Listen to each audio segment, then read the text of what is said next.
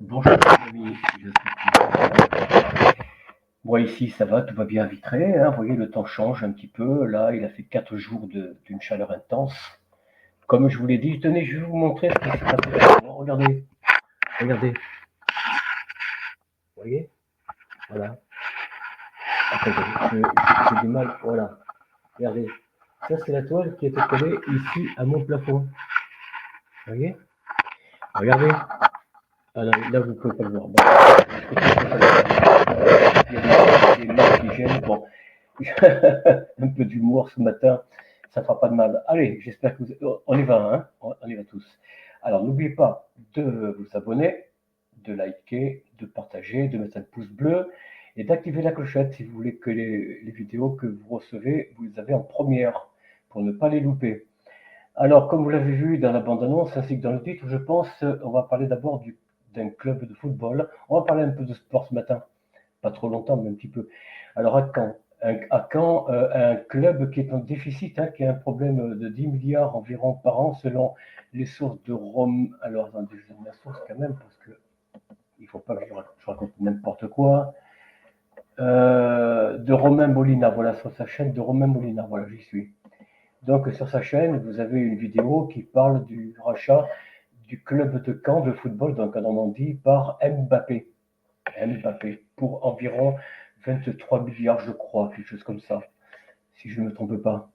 Mais chaque année, il y a un déficit d'environ 10 milliards pour cause de droits d'auteur, de droits de diffusion sur les chaînes de télévision. Enfin, je crois que c'est un truc comme ça que Romain Boulina nous donne l'information. Alors moi, j'abrège, je vais pas, je m'étends pas trop, je ne suis pas un spécialiste du sport comme cet homme-là, comme ce directeur de cette chaîne de Raymond Molina, qui porte son nom, hein, Romain Molina, pardon, pas Raymond.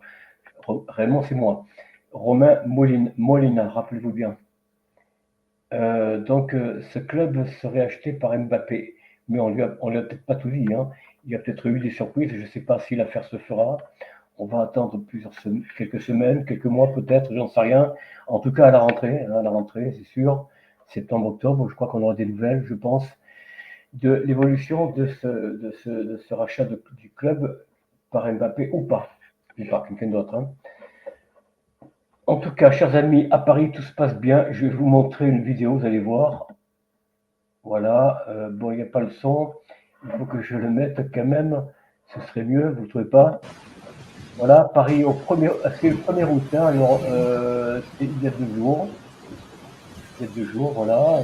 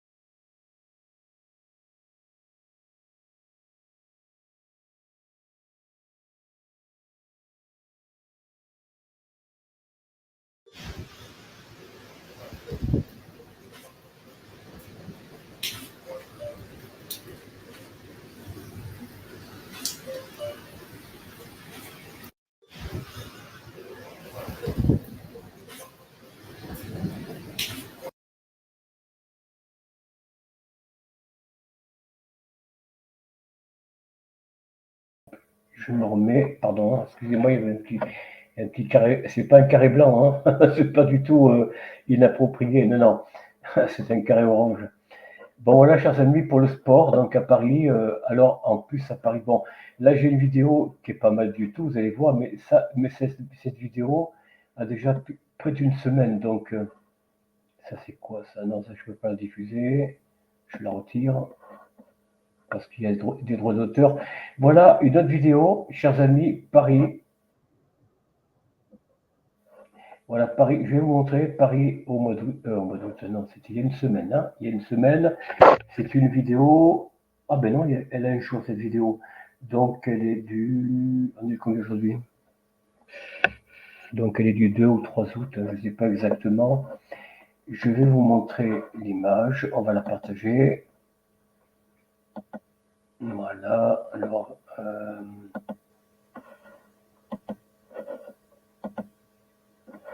voilà, je vais vous mettre... Je vais mettre le son, ça sera peut-être mieux. Les kebabs Regardez. sont toujours fermés, Comme depuis Austerlitz au moins. Regardez les barrières sont toujours là. Voilà. Et les bouquinistes fermés, puisqu'il n'y a plus personne. Donc ils ne peuvent plus gagner leur vie cet été.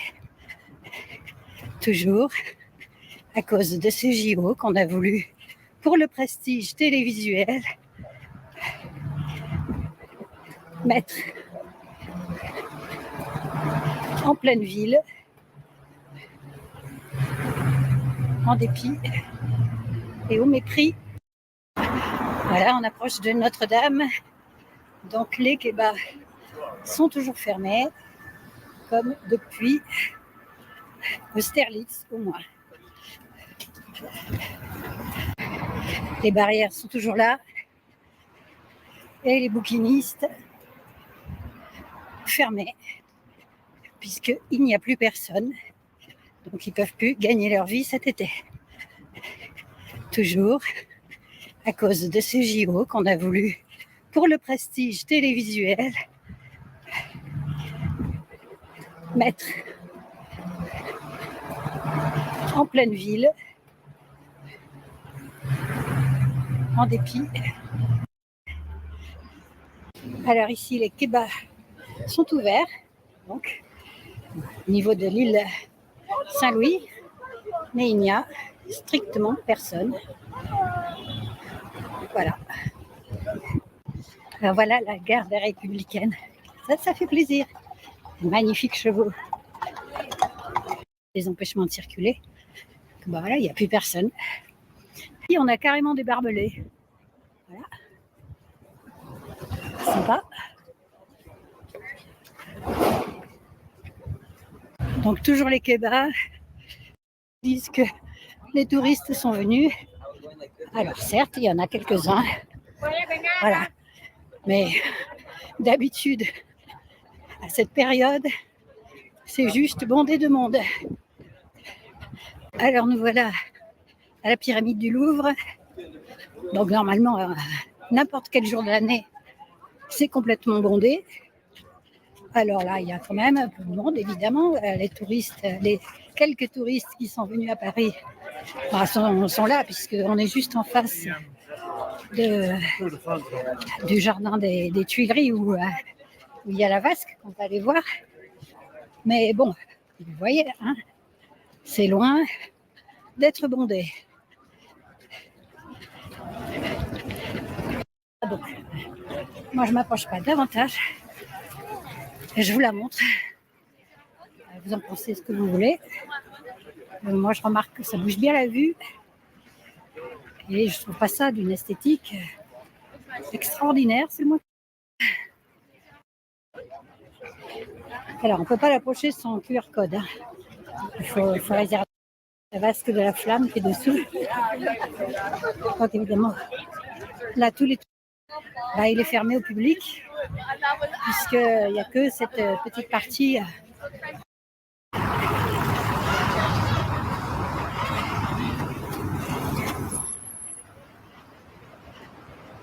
Voilà, il y en a qui adorent ça, hein. D'avoir la police partout. Bon. C'est vrai que tous les jours on voit ça, ça finit par être oppressant quand on y habite. Mais et comme je l'ai déjà montré, il y a aussi toute une bonne partie des quais qui est fermée. Donc, ici, ils sont en embuscade. Ah.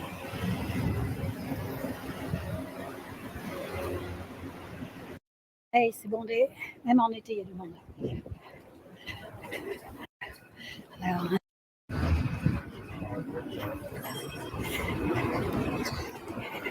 au Père Saint-Michel. Alors, on va dire qu'il y a du monde dans la librairie, normalement. C'est toujours pareil, c'est bondé. Même en... Donc, il y a toujours... Et à l'intérieur, voilà, c'est pareil, hein, il n'y a absolument personne. Donc j'ai vu ce monsieur qui était là et voilà, lui non plus, il était tout seul sur son trottoir et il n'y avait personne quasiment qui passait pour lui donner une pièce. Voilà, c'était ma petite contribution du jour sur le thème on ne se laisse pas enfumer, on vérifie par soi-même ce qu'on nous dit quand on le peut. Par cette canicule, j'ai bien couru pour vous, j'ai marché aussi parce que c'est rude. Allez.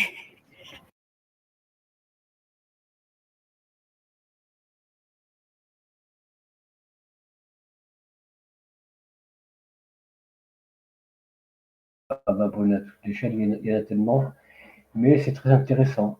C'est très intéressant.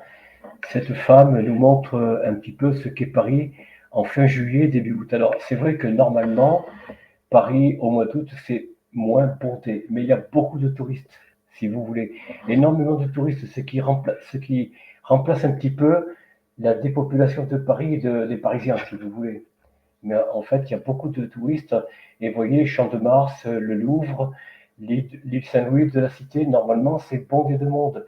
À hauteur de Notre-Dame de Paris, normalement, c'est rempli de monde. Dans la cathédrale de la basilique de Notre-Dame, c'est bondé de monde. Il y a un monde fou. Même sur la place, sur les escaliers.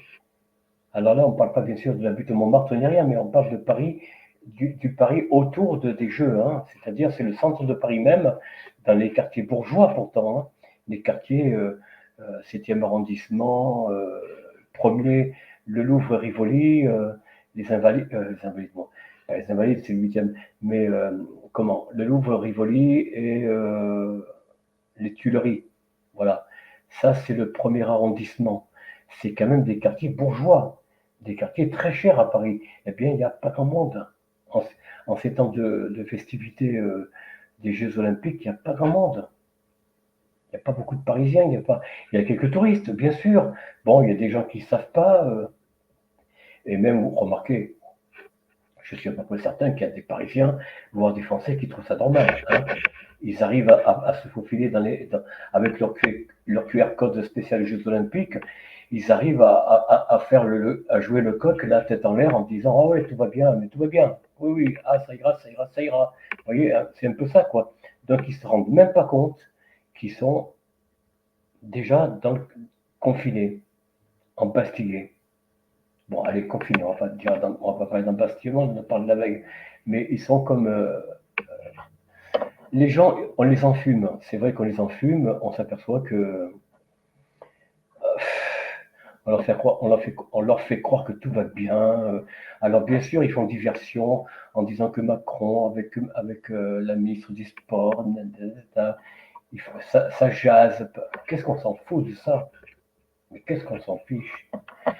Bon, alors voilà, j'arrête ici de râler, de pousser mon coup de gueule. Alors mon coup de gueule, c'est que je trouve pas ça normal que dans une manifestation de Jeux Olympiques, normalement, dans tous les jeux qu'il y a eu auparavant, aux États-Unis et tout ça, en Chine, la, la liberté de circulation dans le territoire des jeux, je parle, hein, pas où il y a les épreuves, mais autour des épreuves, autour des lieux d'épreuves et des campements, enfin des campements, des endroits où sont logés les sportifs, évidemment, ça c'est protégé, mais sinon tout autour, ça doit être libre de circulation.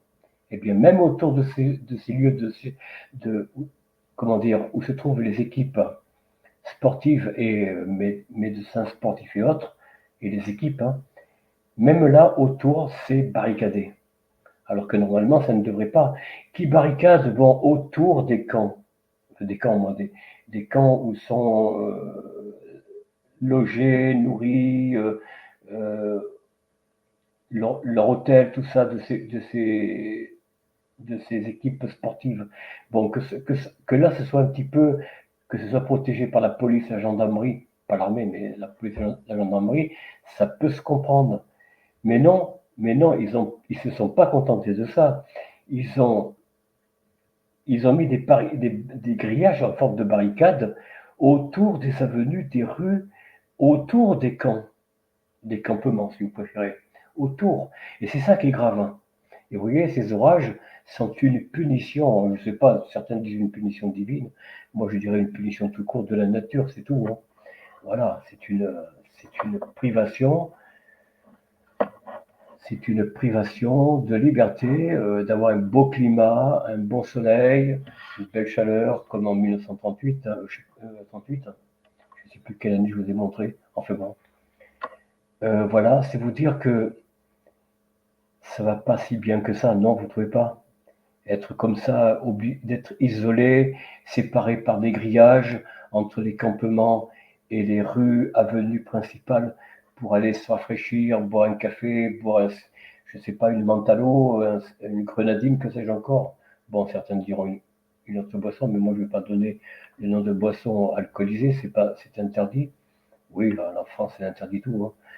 Alors, au moins se rafraîchir, prendre un bon sirop menthe glacé, un café glacé même d'ailleurs, pourquoi pas, c'est très bon en terrasse. Eh bien là, vous ne pouvez pas. Je parle en centre-ville, dans le centre de Paris, là où ont lieu les jeux. Ah, mais vous pouvez toujours vous éloigner des jeux, hein, si vous n'aimez pas les jeux. Et d'ailleurs, vous auriez raison, éloignez-vous, vous aurez des cafés ouverts certainement. Mais rappelez-vous ce que je vous ai dit, ce qui a été dit sur certaines chaînes, sur les réseaux sociaux, même tout autour de la capitale, c'est-à-dire intramuros et même en dehors des murs de Paris, il y a un cordon de militaires, de gendarmes, de police, hein, tout autour de Paris. Oui, oui, oui, oui, oui. Alors bien sûr, vous pouvez circuler librement dans les quartiers où il n'y a pas le QR code obligatoire, mais c'est déjà une préparation à la ville des 15 minutes, chers amis. Nous y arrivons. 1984 est là. La ville des 15 minutes, vélo, trottinette, et j'en passe, à la place des voitures, à la place des bus, des cars, etc., des motos, des scooters, que sais-je. Tout ça, mais voilà, il y aura. C'est pour ça qu'au départ, je ne comprenais pas à quoi devaient servir les zones piétonnes. Vous vous souvenez qu'au début, il y a environ, oh, ça fait déjà longtemps, moi quand j'étais à Paris, déjà en 1986, déjà il y avait des premières zones piétonnes, hein, notamment la rue Montorgueil. Je me souviens à Paris, hein, en plein quartier bourgeois bien sûr, où il y avait déjà des zones piétonnières. Eh bien, c'est une préparation de longue haleine à la ville des 15 minutes. Et là, nous y arrivons. Nous n'y sommes pas encore tout à fait, mais nous y arrivons. Et est-ce que les grillages que vous avez aperçus ne vous rappellent rien? Je vous avais parlé il y a déjà quelques vidéos qui ont passé, bien sûr, pas mal même. Je vous ai parlé des camps FEMA. Vous vous souvenez? Des camps FEMA où on enfermerait les gens qui seraient gravement malades, par exemple la grippe aviaire ou d'autres virus, hein, d'autres choses qu'ils vont inventer, hein, comme pour le Covid. Ils vont, ils vont, ils vont nous confiner, vous confiner, chers amis, dans des camps FEMA si vous résistez. Si vous êtes des Gaulois récalcitrants, comme dirait Macron, eh bien vous aurez des camps FEMA qui seront peut-être pas à Paris, mais déjà Paris est une préparation à l'isolement. Parce que ça, c'est une façon d'isoler les sportifs, bien sûr, qui le sont déjà au départ pas les casernements, mais comment, dans les camps qui leur sont réservés, et la population qui se trouve à côté. Mais la population elle-même est incarcérée dans des couloirs grillagés entre ces campements et le reste de la vie d'une ville. Donc c'est déjà une préparation au camp FEMA, bien sûr. C'est tout à fait ça. La ville des 15 minutes, c'est ça d'ailleurs, hein, chers amis, ne vous y trompez pas. La ville des 15 minutes, c'est un campement où vous ne pouvez pas sortir librement de votre lieu d'habitation de résidence, à moins de présenter je sais pas s'ils vont mettre un QR code ou quoi, j'en sais rien. En tout cas, un laissez-passer, on va appeler ça comme ça, un laissez-passer avec un tampon administratif, bien entendu, pour pouvoir sortir et peut-être même moyennant paiement d'une taxe pour aller d'un lieu à l'autre. Eh oui. Autrefois, au Moyen-Âge, dans la Renaissance, il y avait la taxe de la gamelle, pas la gamelle, mais la gamelle, oui, la taxe sur le sel, la taxe sur ceci, cela, eh bien ça revient, mais sous d'autres formes. C'est la nouvelle religion, la nouvelle religion. Alors maintenant, je voulais vous parler d'un fait qui m'a un petit peu attristé. Vous voyez que tous les gens qui sont des alerteurs, on appelait ça autrefois des complotistes, maintenant ils appellent ça des, comment ça s'appelle, des alerteurs. Alors je vais vous montrer une vidéo qui m'a un petit peu, attendez, c'est pas celle-là, celle-là on l'enlève, voilà, alors je vais vous la mettre, déjà, elle est cette vidéo, alors ouais, je vais la mettre ici.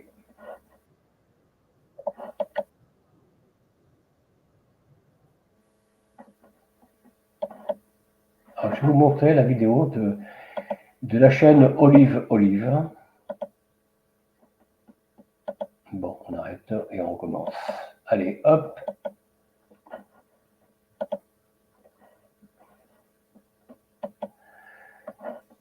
Voilà. Regardez bien, honteux. Mais je vais vous mettre la vidéo pour que vous entendiez exactement ce que dit Olive. On est en train d'assister à une véritable honte. Bien. Irène Grosjean est décédée d'un accident de voiture. Enfin, Coluche est décédé d'un accident, Balavoine est décédé d'un accident. Enfin, les gens qui dérangent souvent décèdent d'un accident. Je vais vous faire écouter ce qu'elle disait et je vais vous faire voir ce que les médias sont en train de publier alors qu'elle vient juste de mourir. C'est une honte et j'espère que vous allez le faire circuler un maximum, s'il vous plaît. Exactement le mot, j'arrive pas à dire l'autre mot. C'est celui-là. Mais coronavirus, moi ça me va tout seul. Voilà. Parce que vraiment, c'est une connerie absolument épouvantable. Mais il est certain que tous ceux qui développent le coronavirus sont en fréquence basse, ne font plus ce qu'ils ont à faire, mais ils font des affaires. Et leur but, c'est de vendre un maximum, de faire peur à tout le monde pour vendre un maximum de vaccins. Et là, évidemment, le vaccin va encore paralyser le système de défense et on va encore affaiblir et rendre un peu plus malade, un peu plus malheureux le monde. Alors, paix à son âme à cette femme. Et je tiens à dire à tout le monde que je la rejoins à 100%. Bon voilà, j'arrête cette vidéo. Pardon, Olive, hein, c'est pas que je ne vais pas la partager, mais il faut revenir à des choses, on va dire. Bon là, je vous ai montré. Là, je vais la garder cette vidéo parce qu'elle me parle beaucoup. Attendez. Pardon, on remet ça, on supprime. Voilà. Donc en fait, cette femme, ça y est, le nom m'échappe. Mince, Madame Grosjean, je ne sais plus son prénom, vient de mourir, vous avez entendu, à 93 ans d'un accident de voiture. Alors, on va dire, elle est âgée, vous comprenez, ça peut arriver, mais ça peut arriver même quand on a 20 ans, 25 ans, 30 ans, 40 ans. C'est pas le problème, ça. C'est pas parce qu'on a 90 ans, 93 ans qu'on est tous gaga, gâteux, vous voyez ce que je veux dire, qu'on ne sait pas prendre, qu'on n'a pas de réflexe. Il y a des gens à 90 ans, même plus, ils ont encore toute leur lucidité, tout leur cerveau, et ils ont encore des réflexes, on va dire, d'un homme normal pour leur âge.